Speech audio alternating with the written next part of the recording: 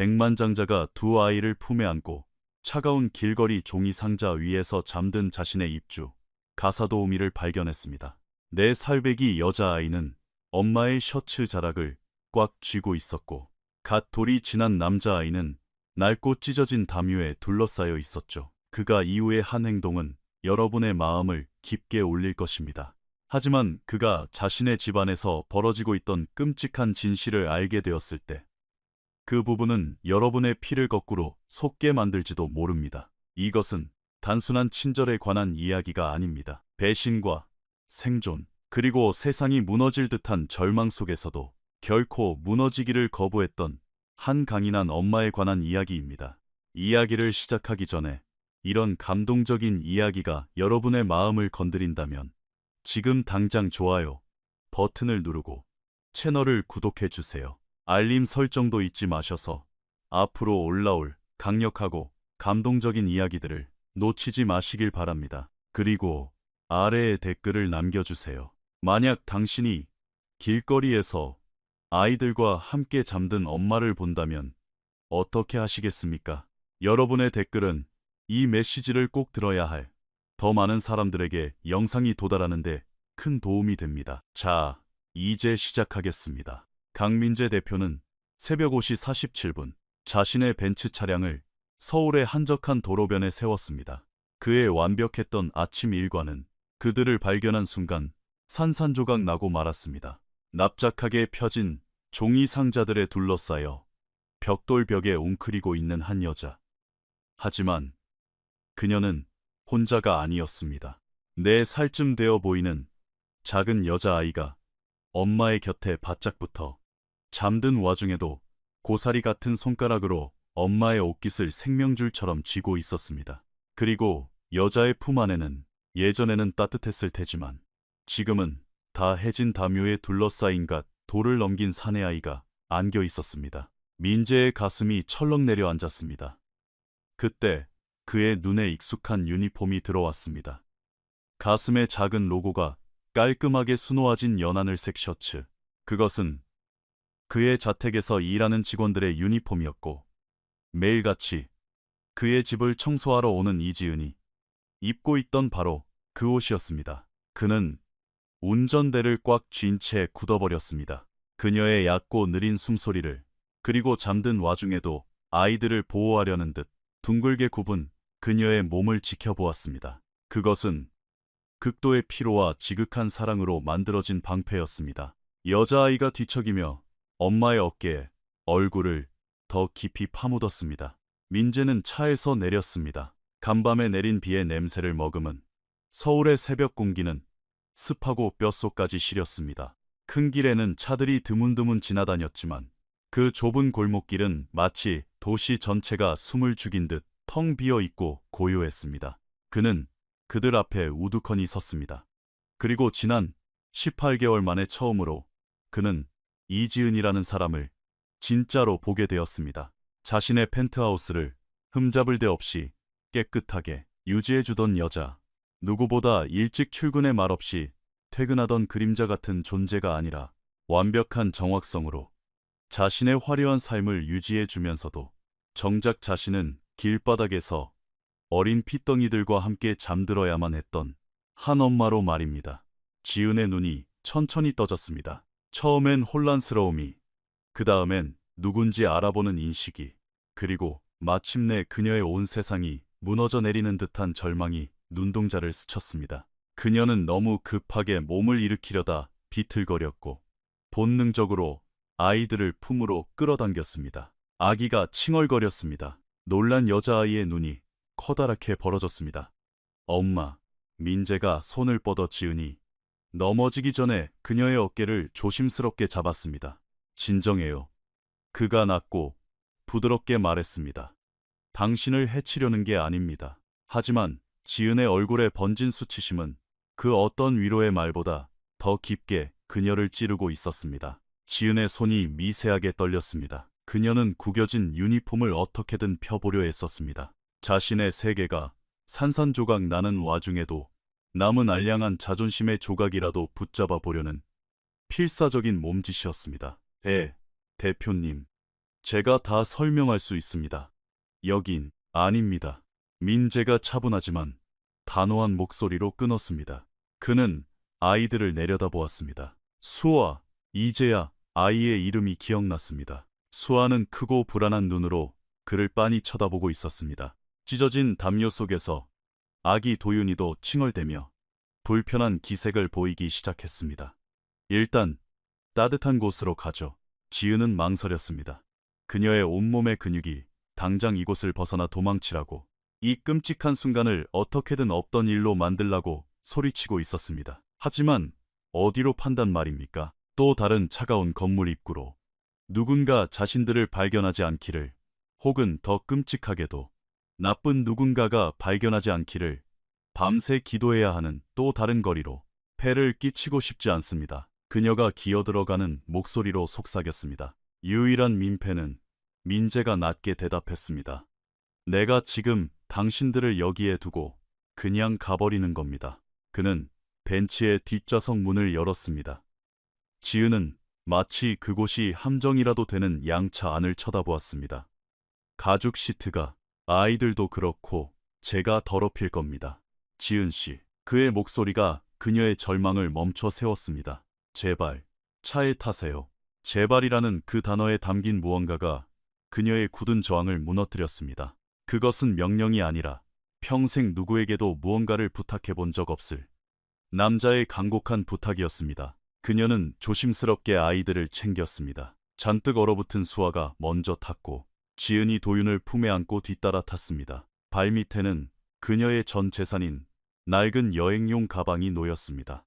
민재는 운전석에 올라타 아무 말 없이 차를 출발시켰습니다. 차 안은 따뜻했습니다. 너무나 따뜻해서 지은은 눈시울이 뜨거워지는 것을 느꼈습니다. 진짜 온기라는 것을 느껴본 지가 언제인지 기억조차 나지 않았습니다. 무료 급식소나 쉼터는 늘 10,000원이었고 거리는 항상 춥고 매서웠습니다. 매일 밤 그녀는 자신의 몸으로 수아와 도윤을 인간 담요처럼 감싸며 자신에게 남은 마지막 체온까지 모두 아이들에게 내어주곤 했습니다. 배고픈가요? 민재가 룸미러로 그들을 힐끗 보며 물었습니다. 지은이 입을 떼기도 전에 수아가 대답했습니다. 네. 아이의 작은 목소리는 쉬어 있었습니다. 엄마가 오늘 밥 먹을 거라고 했어요. 엄마가 약속했어요. 지은은 눈을 질끈 감았습니다. 수치심이 그녀의 온몸을 집어삼켰습니다. 약속했었습니다. 벌써 3일째 같은 말을 반복하고 있었으니까요. 매일 아침 수아에게 조금만 참으면 밥을 먹을 수 있다고 말해 매일 밤 자신이 주워온 얼마 안 되는 음식에 남은 부스러기를 아이에게 먹이며 자신은 배가 고프지 않다고 거짓말을 했습니다. 엄마는 자식을 보호하기 위해 거짓말을 합니다. 지은은 자신의 아이들이 굶주리는 것을 지켜보는 것보다 자신이 굶주림을 견디는 것이 훨씬 쉽다는 것을 뼈저리게 배웠습니다. 민재는 수아의 말에 대답하지 않았습니다. 대신 그는 세 블록 떨어진 24시간 설렁탕 집으로 차를 몰았습니다. 새벽 일찍 문을 여는 야간 노동자들이나 교대 근무를 마친 간호사들이 피로를 달래는 평범한 식당이었습니다. 차를 세운 그는 지은이 있는 쪽으로 돌아가 문을 열어주고 그들을 식당 안쪽 창가에서 멀리 떨어진 구석자리로 안내했습니다. 호기심 어린 시선들로부터 안전한 곳이었습니다. 이모님이 메뉴판을 가져오자마자 민재는 모든 것을 주문했습니다. 뽀얀 국물에 따뜻한 설렁탕, 아이들을 위한 부드러운 계란말이, 왕만두, 그리고 수아를 위한 오렌지 주스와 따뜻한 우유까지. 주문을 마친 그는 등받이에 기대어 조용히 기다렸습니다. 수아는 마치 음식의 맛을 잊어버렸던 아이처럼 허겁지겁 먹기 시작했습니다. 턱으로 계란말이 부스러기와 국물이 흘러내리는 것도 모른 채 밥을 입에 밀어넣는 딸을 보며 지은은 가슴속 무언가가 처참하게 찢어지는 것을 느꼈습니다. 자신이 한 짓이었습니다. 괜찮은 척 연기하는 동안 그녀는 자신의 핏덩이들을 굶기고 있었습니다. 도윤이는 그녀의 무릎에 앉아 부드러운 식빵 한 조각을 오물거리며 뜯어 먹고 있었고 작은 손가락은 버터로 범벅이 되어 있었습니다. 아기는 지금 무슨 일이 일어나고 있는지 이해하기엔 너무 어렸습니다. 자신의 엄마가 자신을 지켜내는데 실패했다는 사실을 알기엔 너무 어렸죠. 하지만 수아는 알았습니다. 아이들은 항상 어른들이 생각하는 것보다 훨씬 많은 것을 알고 있습니다. 천천히 먹어, 내 새끼. 지은이 냅킨으로 수아의 턱을 닦아주며 중얼거렸습니다. 제알라. 하지만 엄마, 너무 맛있어. 이 짧은 한마디가 지은을 완전히 무너뜨렸습니다. 그녀는 민재 앞에서 우는 모습을 보이지 않으려 고개를 창밖으로 돌린 채 빠르게 눈을 깜빡였습니다. 이미 평생 보여줄 나약함을 다 보여준 기분이었습니다. 하지만 민재는 그녀를 비난의 눈초리로 보지 않았습니다. 그는 아이들이 밥을 먹는 모습을 그녀가 정확히 읽어낼 수 없는 표정으로 지켜보고 있었습니다. 슬픔과 분노가 뒤섞인 듯한 표정이었지만 그 분노의 화살이 그녀를 향해 있는 것 같지는 않았습니다. 얼마나 됐습니까? 그가 조용히 물었습니다. 지은은 계속 창밖을 응시했습니다. 뭐가 말입니까? 아이들과 길거리에서 잔지 얼마나 됐냐고 물었습니다. 그녀는 마른 침을 삼켰습니다. 5일이요. 민재의 턱관절이 굳어지는 것이 보였습니다. 5일이요. 그런데도 매일 아침 출근을 한 겁니까? 질문이라기보다는 믿을 수 없다는 경악에 가까웠습니다. 마침내 지은이 그를 쳐다보았습니다. 결근하면 해고당할 테니까요. 그럼 정말 아무것도 남지 않게 됩니다. 밥 먹일 돈도, 살 곳을 구할 희망도 전부요. 아무것도요. 그러니까 하루 종일 우리 집에서 일을 하고 밤에는 어린아이들을 데리고 길바닥에서 잤단 말입니까? 일하는 동안 아이들은 어쩌고요. 제 근무 시간 동안은 쉼터 근처에 사시는 동네 할머니께 푼돈을 쥐어드리고 맡겼습니다. 퇴근하고 아이들을 데리고 나와서 어떻게든 잘 곳을 찾아 헤맸죠. 민재가 몸을 앞으로 숙였습니다. 지은 씨, 왜 아무에게도 말하지 않았습니까? 왜 도움을 청하지 않은 거죠? 그녀의 웃음은 공허하고 씁쓸했습니다. 누구한테 청합니까? 대표님? 대표님한테요? 그녀는 고개를 저었습니다. 저 같은 사람들은 대표님 같은 분들께 도움을 청하지 않습니다. 그저 남들에게 문제가 되지 않기 위해 어떻게든 살아남으려고 발버둥칠 뿐이죠. 당신은 문제가 아닙니다. 저는 제 아이들 니일방 한 칸도 지키지 못하는 가사도우미일 뿐입니다. 그녀의 목소리가 떨렸습니다. 대표님이라면 이런 상황을 뭐라고 부르시겠습니까? 민재는 한참 동안 침묵했습니다. 수아는 밥을 다 먹고 지은의 팔에 기대어 꾸벅꾸벅 졸고 있었습니다. 부른 배와 따뜻한 공기, 아마 며칠 만에 처음 느끼는 포만감과 온기일터였습니다. 도윤이는 손에 쥔 빵 조각을 꽉 쥔 채 이미 지은의 가슴에 기대어 깊은 잠에 빠져 있었습니다. 나는 이것을 당신을 버린 사회 시스템의 실패라고 부르겠습니다. 민재가 마침내 입을 열었습니다. 아닙니다. 제 잘못입니다. 지금부터 그가 말을 이었습니다. 처음부터 끝까지 다 말해봐요. 어쩌다 이 지경이 된 겁니까? 지은은 천천히 심호흡을 하고 이야기를 시작했습니다. 그녀는 거의 2년 동안 작은 반지하 방에 쇠를 들어 살고 있었습니다. 화려한 곳은 아니었습니다. 여름이면 벽에 곰팡이가 슬고 창문은 반쯤밖에 열리지 않는 좁은 투룸이었죠. 하지만 그곳은 그녀의 보금자리이자 안정의 상징이었습니다. 밤이 되면 아이들이 안전하게 잠들 수 있도록 굳게 잠글 수 있는 문이 있었으니까요. 그러다 지방에 계신 홀어머니가 쓰러지셨습니다. 당뇨 합병증과 심부전증, 병원비가 산더미처럼 쌓이기 시작했습니다.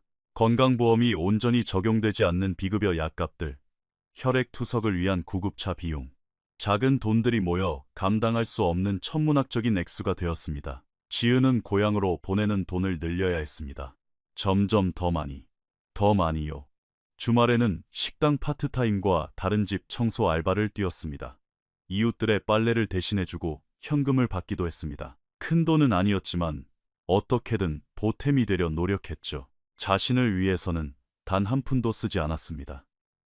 신발 밑창이 뚫려도 새 것을 사지 않았고 겨울이 일찍 찾아와도 외투 하나 사 입지 않았습니다. 하지만 결코 충분하지 않았습니다. 월세가 한 달 밀렸고 2달, 세 달이 밀렸습니다. 집주인 김씨 할아버지는 처음엔 인내심이 많았습니다. 지은이 만삭의 배를 이끌고 처음 이사 왔을 때부터 그녀를 지켜봐왔고 얇은 벽 너머로 도윤이의 첫 울음소리를 들었던 분이었습니다. 미안해, 지은 세댁. 할아버지가 진심으로 미안해하며 말했었습니다. 나도 은행 빚이 있어서 더는 기다려줄 수가 없네. 그녀는 할아버지를 원망하지 않았습니다. 어떻게 원망하겠습니까? 그는 다른 집주인들보다 훨씬 오랜 시간을 기다려주었으니까요. 그렇게 그녀는 쫓겨났습니다. 첫날 밤, 그녀는 자신에게 다짐했습니다. 이건 잠깐일 뿐이라고. 며칠만 버티면 어떻게든 해결될 거라고요. 친구 집 신세를 지거나 모자 쉼터에 자리가 나거나 급전이 나오는 일자리를 구할 수 있을 거라고 믿었습니다. 하지만 친구들은 각자의 팍팍한 삶을 견뎌내느라 여유가 없었고 쉼터는 이미 대기자들로 넘쳐났습니다. 아이가 있는 가족이 원칙적으로 우선순위이긴 했지만 우선순위가 곧 자리를 보장해주는 것은 아니었죠. 추가로 하는 알바비는 그녀가 이미 잃어버린 것들을 메꾸기엔 턱없이 부족했습니다. 그렇게 5일 밤낮이 그녀의 끔찍한 현실이 되었습니다. 왜 나에게 와서 이야기하지 않았습니까? 민재가 다시 물었습니다. 지은은 잠든 아이들을 굽어보며 시선을 떨구었습니다. 말하려고 했습니다. 무슨 뜻입니까? 말하려고 했다고요. 2주 전쯤 집에서 완전히 쫓겨나기 직전이었을 때 시간이 얼마 안 남았다는 걸 알았습니다. 그래서 최 여사님을 찾아갔습니다. 그 이름이 허공에 멈춰섰습니다. 최 여사. 민재의 저택을 총괄하는 수석 매니저. 그녀는 지은이 들어오기 훨씬 전인 8년 전부터 민재의 모든 가사 인력을 관리해 왔습니다. 스케줄, 요청사항, 문제점 등 모든 것이 최 여사를 거쳐갔죠. 제 월급을 조금 가불해 달라고 부탁했습니다. 지은이 공허한 목소리로 말을 이었습니다. 밀린 방세만 낼 수 있을 정도로요. 3개월이든 4개월이든 시간이 얼마가 걸려도 제 월급에서 깎아서 갚겠다고 했습니다. 민재의 눈빛이 무섭도록 차분해졌습니다. 그래서 최 여사가 뭐라고 하던가요? 지은이 고개를 들어 그의 눈을 마주 보았습니다. 대표님께서는 직원들이 사적인 문제를 일터로 끌고 오는 것을 극도로 싫어하신다고 했습니다. 돈을 빌려달라고 하면 대표님 눈에 제가 무능하고 믿을 수 없는 사람으로 찍힐 거라고 하셨죠. 일자리를 지키고 싶으면 주제 파악하고 입 다물고 있는 게 좋을 거라고요. 민재는 가슴 속에 차가운 얼음덩어리가 내려앉는 것을 느꼈습니다. 난 그런 말 한 적 없습니다. 지은이 눈을 깜빡였습니다. 네?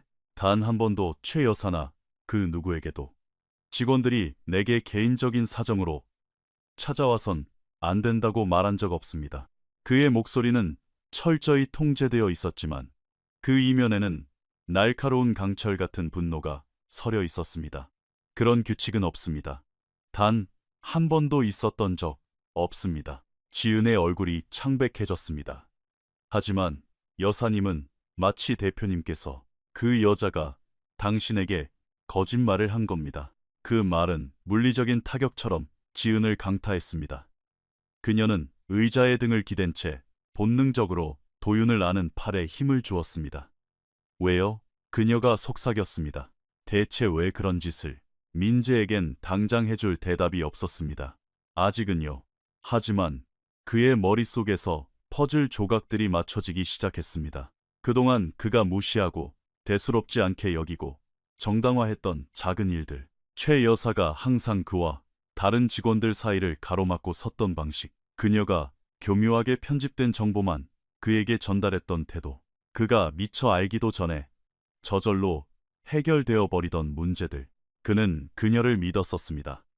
장장 8년 동안이요. 공정하고 효율적으로 집안을 관리해 주리라 믿었습니다. 이제 그는 최 여사가 그동안 무엇을 관리해 왔고 또 누구의 입을 틀어막아 왔는지 의심하기 시작했습니다. 다른 분도 있었어요. 지은이 불현듯 말했습니다. 혜진 언니. 아니, 김혜진 씨요. 작년에 세탁실에서 일하던 분이요. 민재가 미간을 찌푸렸습니다. 김혜진 씨. 아버지를 간병해야 한다며 그만뒀었죠. 최 여사가 내게 그렇게 보고했습니다. 아버지가 위독하시다고. 지은이 그의 말을 잘랐습니다.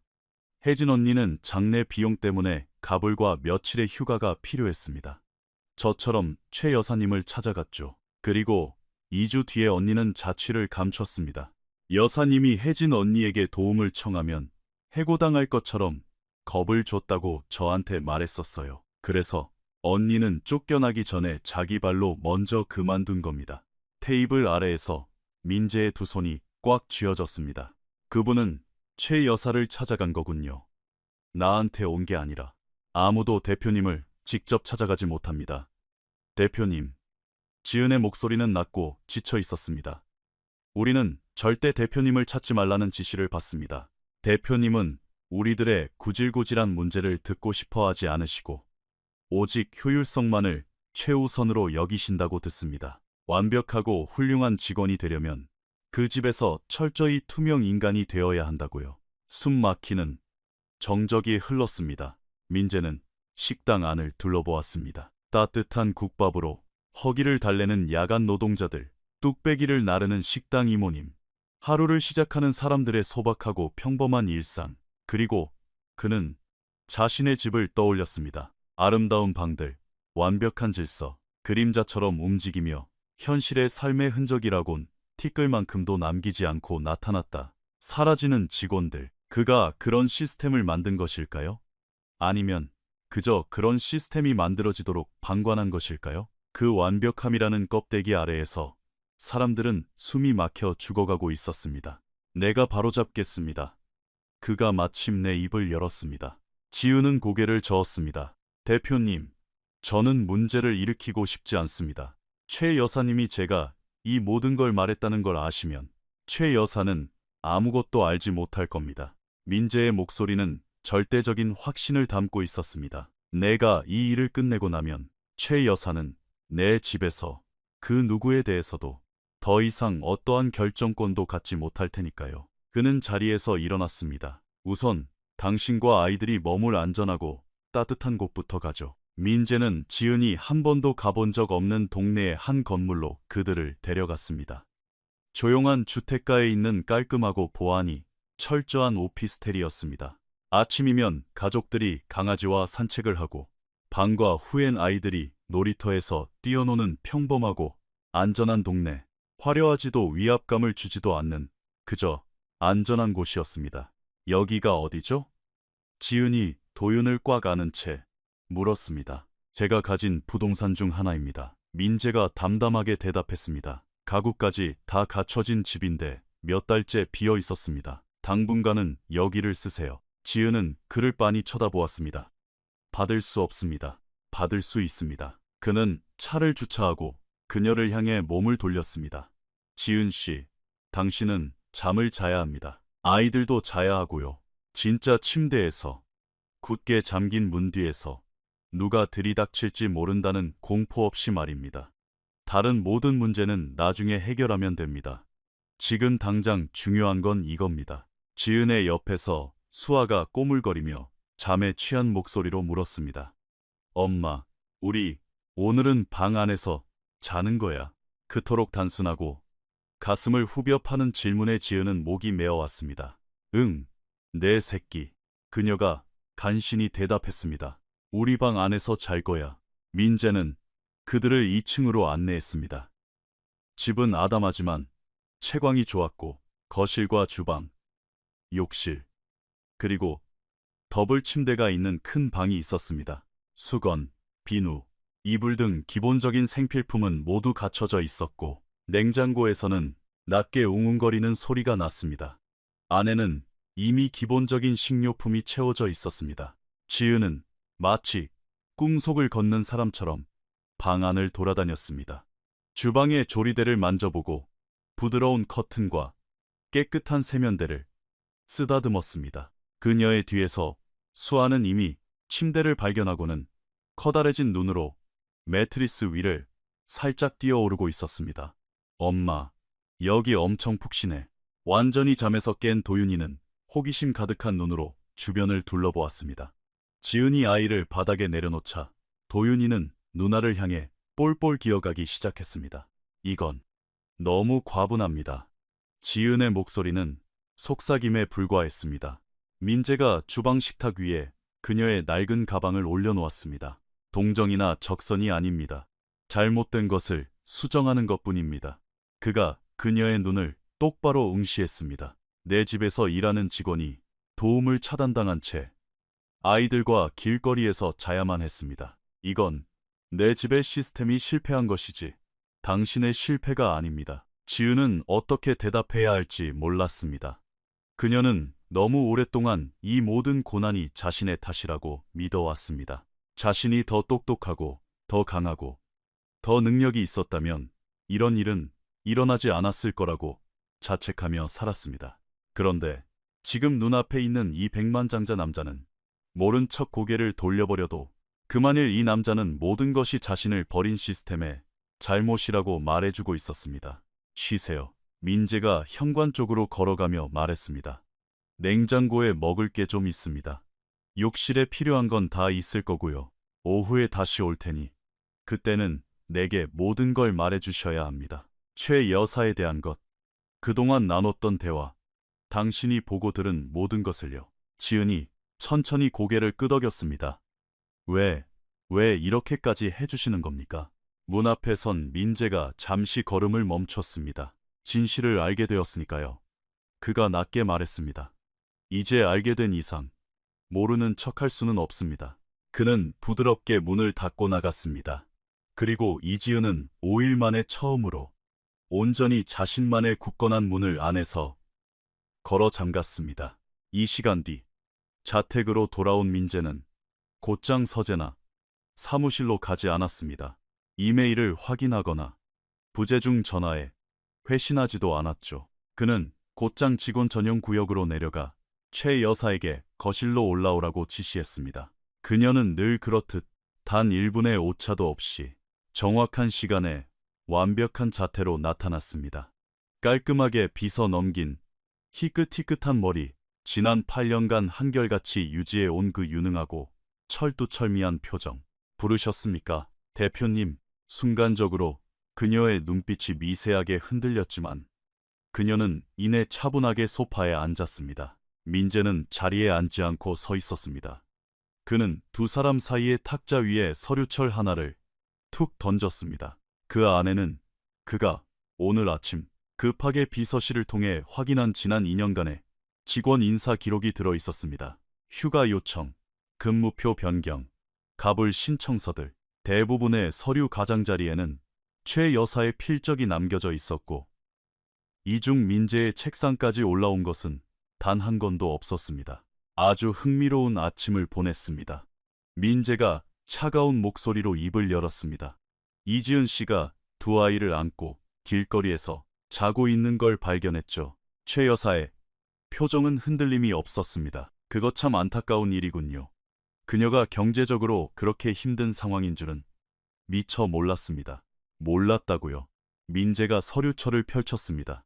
지은 씨 말에 따르면 그녀는 2주 전에 당신을 찾아가 가부를 부탁했다고 하던데요. 방을 빼게 생겼다고 도와달라고 애원했다면서요. 최 여사의 턱관절이 미세하게 굳어졌습니다.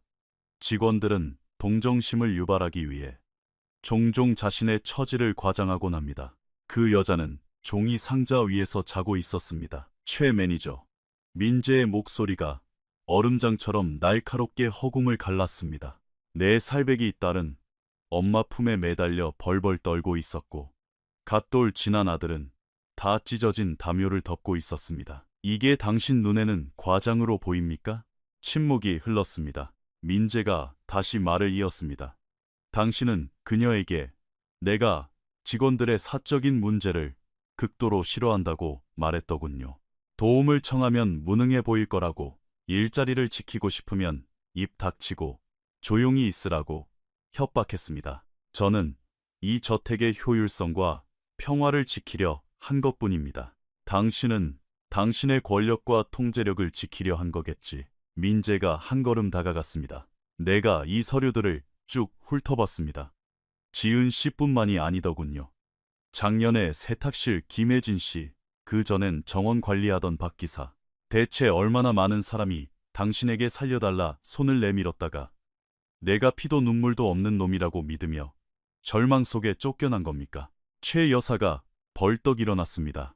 저는 8년 동안 이 집에 헌신했습니다. 대표님께서 바쁘게 사업을 하시는 동안 집안의 질서를 유지하고 갈등을 관리하며 모든 것이 완벽하게 돌아가도록 통제했습니다.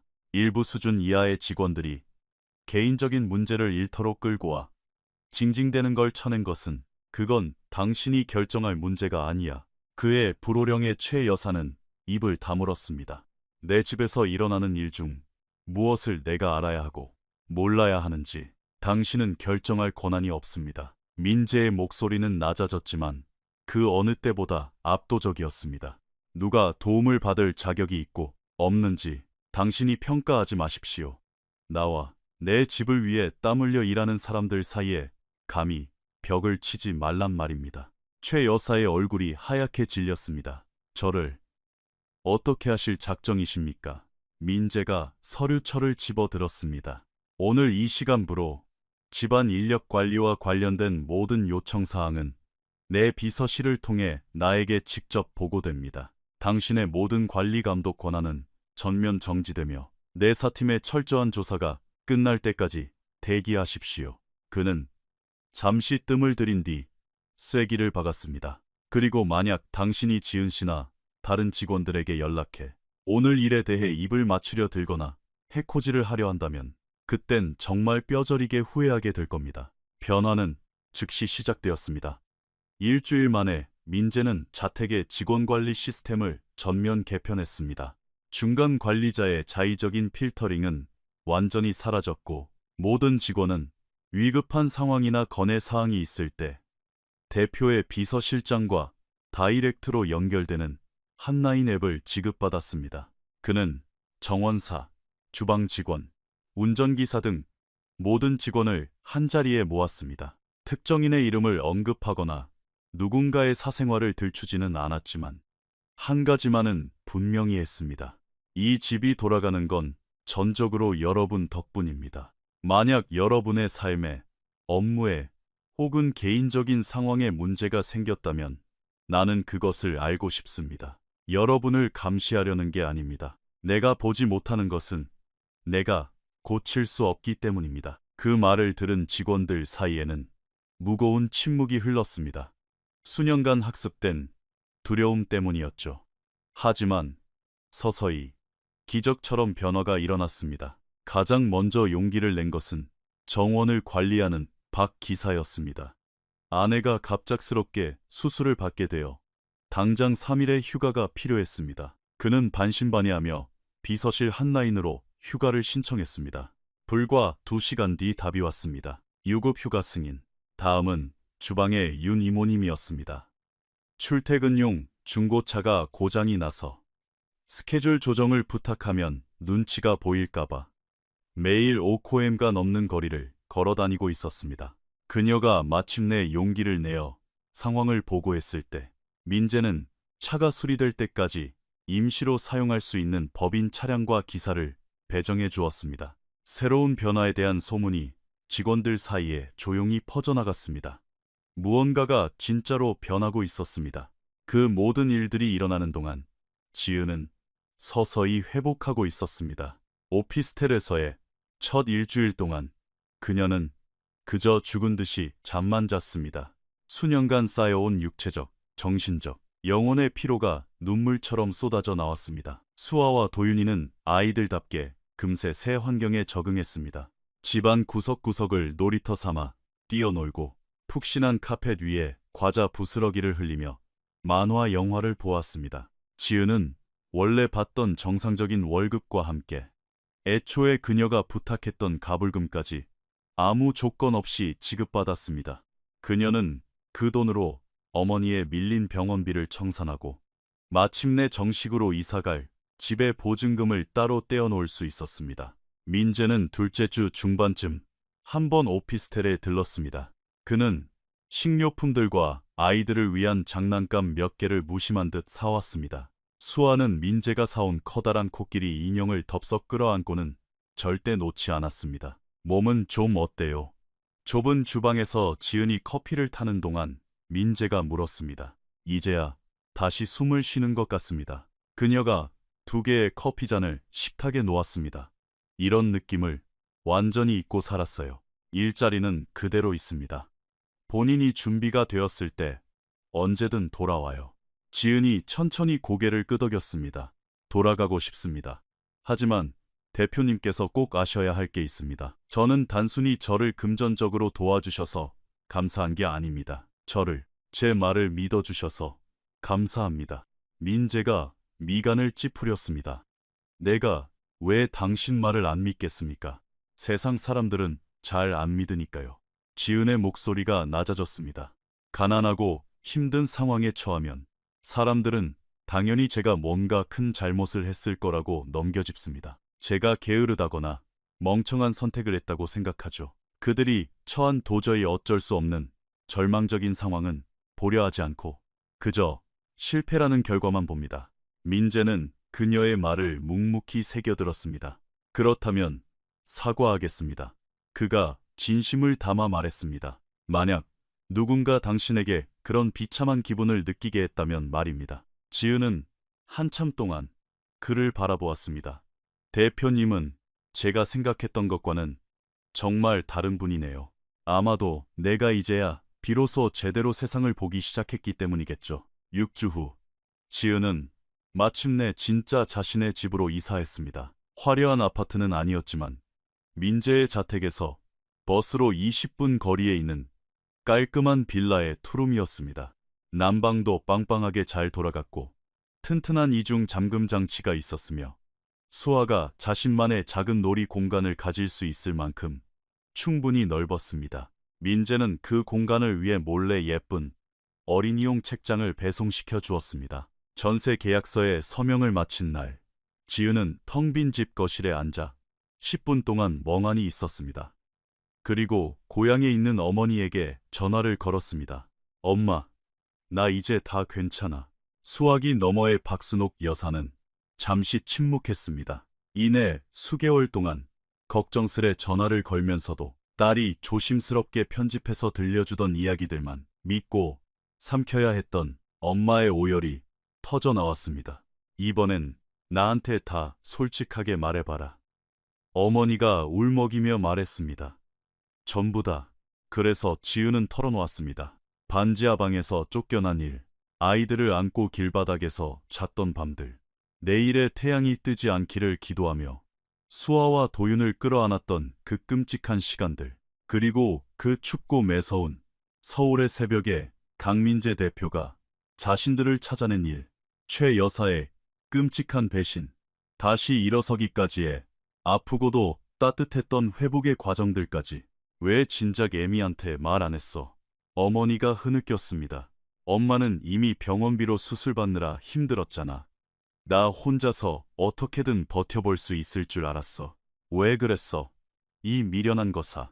지은의 목소리가 갈라졌습니다. 부끄러워서 그랬어, 엄마.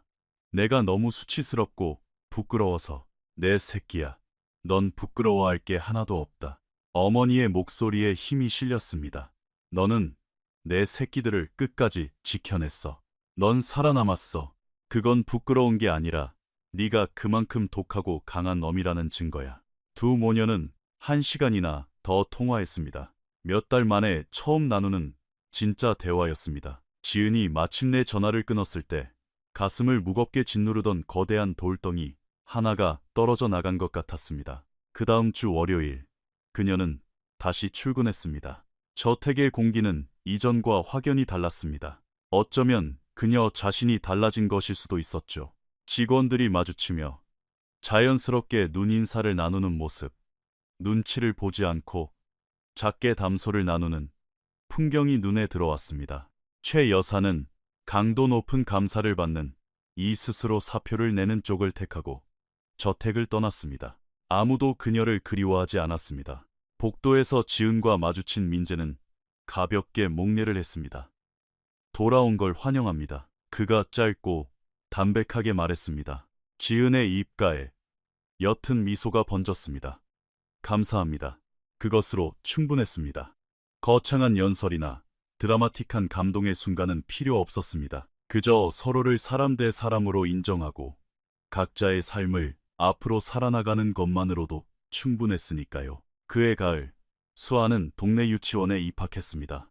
매일 아침 지은은 유치원 문 앞까지 아이를 배웅했습니다. 등 뒤로 작은 노란색 배낭을 달랑거리며 건물 안으로 뛰어 들어가는 딸의 뒷모습을 보며 지은은 몇 년 동안이나 잊고 살았던 감정을 느꼈습니다. 희망이었습니다. 이제 2살이 된 도윤이도 아장아장 걷기 시작했고 온 집안을 헤집으며 사고를 쳤습니다. 지은은 직장 동료의 소개로 정말 믿을 만한 동네 베이비시터 할머니를 구했습니다.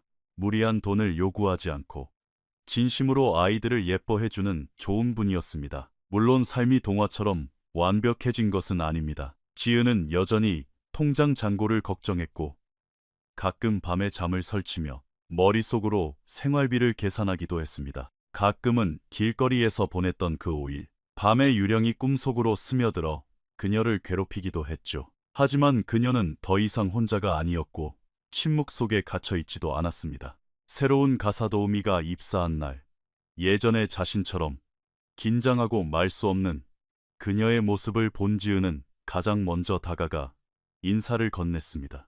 일하시다가 혹시라도 힘든 점이 생기면 지은이 다정하게 말했습니다. 저한테 말씀하시거나 바로 대표님께 말씀하셔도 돼요. 여긴 예전과는 완전히 다른 곳이거든요. 새로운 직원이 놀란 눈으로 물었습니다. 정말요? 지은이 활짝 웃었습니다. 네, 정말요. 1년 후 지은은 빌라 거실에 앉아 수아가 도윤이에게 블록 쌓기를 가르치는 모습을 지켜보고 있었습니다. 그렇게 하는 거 아니야. 5살이 된 수아가 제법 어른스러운 말투로 동생을 가르쳤습니다. 큰 블록을 밑에 놔야지.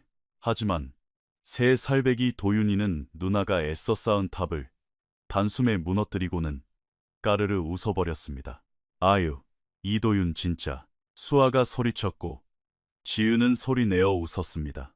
가슴 깊은 곳에서부터 끓어오르는 꽉 차고 따뜻한 진짜 웃음이었습니다. 그때 지은의 휴대전화가 징 하고 울렸습니다. 민재에게서 온 메시지였습니다. 내일 오전 9시 직원 전체 회의가 있습니다. 새롭게 신설할 직원 긴급 복지 지원 프로그램에 대해 지은 씨의 의견을 꼭 듣고 싶습니다. 그녀는 답장을 보냈습니다. 네, 참석하겠습니다. 지난 1년 동안 민재는 조용하지만 놀라운 시스템을 구축해냈습니다. 직원들의 긴급 가부를 위한 사내 소형 기금을 마련했고 지역 주거지원센터와 결연을 맺었으며 그 어떤 중간 관리자도 묵살할 수 없는 명확하고 투명한 직원 고충 처리 프로세스를 확립했습니다. 그리고 우니 지우는 어느새 직원들을 대변하는 비공식적인 리더가 되어 있었습니다. 민재가 그녀에게 완장을 채워주었기 때문이 아니라 직원들 스스로가 그녀를 깊이 신뢰했기 때문입니다.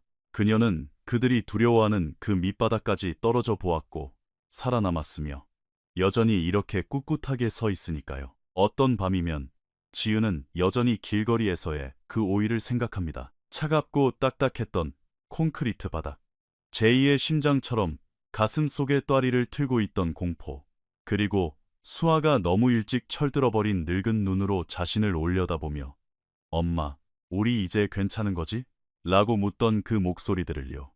완전히 무너져 내리기 직전이었던 그 끔찍한 시간들을 떠올리면 아찔해졌지만 동시에 그녀는 민재가 차를 세웠던 그 새벽을 생각했습니다. 누군가가 그녀를 쳐다보고 피하지 않고 진짜로 바라보며 그녀를 외면하지 않기로 선택했던 그 순간을요. 그것이 바로 지은이 배운 진정한 친절의 의미였습니다. 진짜 친절은 엄청나고 극적인 구조나 거창한 제스처가 아닙니다. 그것은 존재하는 것이며 모른 척 고개를 돌리는 것이 훨씬 쉬울 때조차 눈을 돌리지 않는 것입니다. 그리고 이렇게 말해주는 것입니다. 나는 당신을 보고 있습니다. 당신은 소중한 사람입니다. 강민재는 성인군자라서 그녀를 구한 것이 아니었습니다. 그는 그저 마침내 관심을 가졌고 바라보기 시작했을 뿐입니다. 그리고 그것이 한 사람의 온 세상을 바꿔놓았습니다. 그날 밤, 지은은 수아와 도윤이를 침대에 눕혔습니다. 남의 집 바닥이나 길거리가 아닌 자신들의 집, 자신들의 방, 자신들의 따뜻한 침대예요. 수아는 1년 전 민재가 사준 코끼리 인형을 꼭 껴안고 있었습니다. 엄마, 응, 내 새끼, 우리는 영원히 괜찮을까? 지은은 딸의 머리카락을 부드럽게 쓰다듬었습니다. 영원히 괜찮을지는 엄마도 몰라. 그녀는 솔직하게 대답했습니다. 하지만 지금은 알아. 지금 우리는 안전하고 함께 있고 우리 집에 있잖아. 수아가 배시시 웃었습니다. 그럼 됐어. 그래. 그럼 된 거야.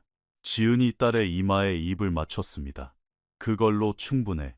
그녀는 창가로 다가가 서울의 눈부신 야경을 내려다보았습니다. 저 불빛들 어딘가 차가운 길거리에서 아이들을 끌어안은 채 내일은 답이 있을까 묻고 있는 또 다른 엄마가 있을지도 모릅니다.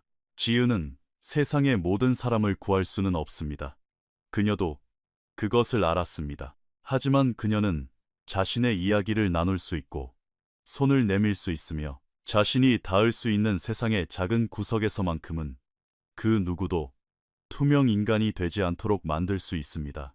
누군가에게 진짜로 보여진다는 것, 진심 어린 시선을 받는다는 것, 그것이 모든 것의 시작이니까요. 그리고 이것은 단지 시작에 불과합니다. 만약 이 이야기가 여러분의 마음을 조금이라도 울렸다면 좋아요 버튼을 누르고 오늘 이 이야기를 꼭 들어야 할 누군가에게 공유해 주세요. 채널을 구독하고 알림을 설정하셔서 앞으로도 이어질 강력하고 따뜻한 이야기들을 놓치지 마시길 바랍니다. 그리고 아래에 댓글을 꼭 남겨주세요. 당신이 만약 극심한 어려움에 처한 사람을 보았다면 어떻게 하시겠습니까? 혹은 당신이 가장 절망적이었을 때 낯선 이의 도움을 받아본 적이 있나요? 여러분의 참여와 소통은 이런 가치 있는 이야기들이 더 많은 사람에게 닿을 수 있게 하는 가장 큰 힘이 됩니다. 기억하세요. 아주 작은 친절의 시선 하나가 누군가의 인생 전체를 바꿔 놓을 수 있습니다. 다음 영상에서 뵙겠습니다. 서로의 작은 빛이 되어 주세요.